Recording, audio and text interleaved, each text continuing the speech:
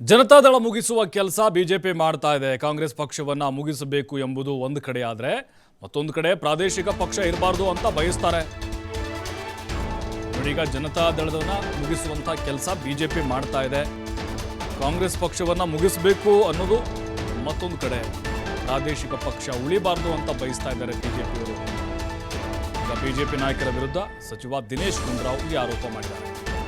ಮೋದಿ ಬಂದರೂ ಎಚ್ಡಿಕೆಗೆ ಒಮ್ಮೆಯೂ ಕರೀಲಿಲ್ಲ.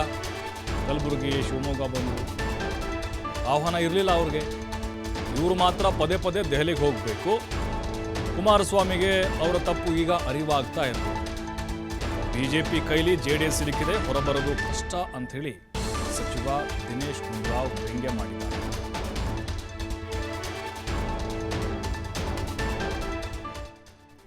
ನೋಡೀಗ ದಿನೇಶ್ ಗುಂಡೂರಾವ್ ವ್ಯಂಗ್ಯ ಮಾಡಿದ್ದಾರೆ.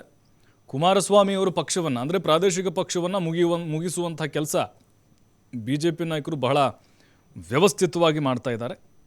ಕಾಂಗ್ರೆಸ್ ಪಕ್ಷವನ್ನು ಮುಗಿಸಬೇಕು ಎಂಬುದು ಒಂದು ಕಡೆ, ಆಮೇಲೆ ಜೆ ಡಿ ಎಸ್ಸನ್ನು ಇಲ್ಲಗಾಣಿಸ್ಬೇಕು ಅನ್ನೋದು ಇನ್ನೊಂದು ಕಡೆ.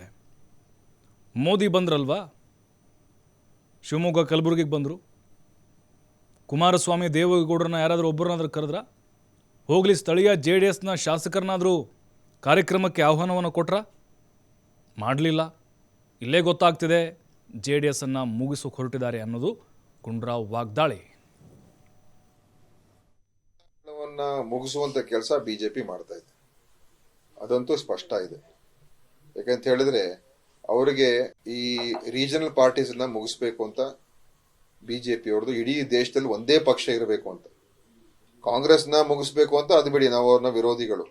ಇಡೀ ದೇಶದಲ್ಲಿ ಬೇರೆ ಯಾವ ಪಕ್ಷನೂ ಇರಬಾರ್ದು. ಸೊ ಅಂತದಿದ್ದಾಗ ಜನತಾದಳನ ಯಾಕೆ ಬಿಡ್ತಾರೆ ಅವರು?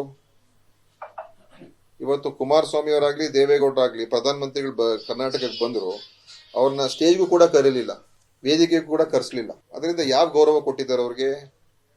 ಯಾವ ಮರ್ಯಾದೆ ಕೊಟ್ಟಿದ್ದಾರೆ? ಇವ್ರು ಮಾತ್ರ ದೆಹಲಿಗೆ ಹೋಗ್ಬೇಕು, ಅವ್ರನ್ನ ಭೇಟಿ ಆಗ್ಬೇಕು. ಅವ್ರು ಬೆಂಗಳೂರು ಬಂದಾಗ ಇವ್ರನ್ನ ಕರೆಸ್ಬೋದಾಗಿತ್ತಲ್ಲ. ಆದರೆ ಜನತಾದಳವನ್ನ ಟೇಕ್ ಓವರ್ ಮಾಡುವಂತ ಕೆಲಸ ಬಿಜೆಪಿ ಮಾಡ್ತಾ ಇದೆ. ಬಹುಶಃ ಆ ತಪ್ಪು ಇವತ್ತು ಕುಮಾರಸ್ವಾಮಿ ಅವರಿಗೆ ಅರಿವಾಗ್ತಾ ಇರ್ಬೋದು. ಆದ್ರೆ ಬಹುಶಃ ಬಹಳ ತಡ ಆಗೋಯ್ತು. ಯಾಕಂದ್ರೆ ಅವ್ರ ಜೊತೆ ಹೋಗಿ ತೀರ್ಮಾನ ಮಾಡ್ಬಿಟ್ಟಿದ್ದಾರೆ, ಹೋಗಿ ಅವ್ರಿಗೆ ಸರೆಂಡರ್ ಆಗಿದ್ದಾರೆ. ಈಗ ಹೊರಗೆ ಬರ್ಬೇಕು ಅಂತ ಹೇಳಿದ್ರೆ ಅವ್ರ ಕೈಯಲ್ಲಿ ಸಿಕ್ಕಾಕೊಂಡಿದ್ದಾರೆ. ಈಗ ಹೊರಗೆ ಬಂದ್ರು ಕಷ್ಟ.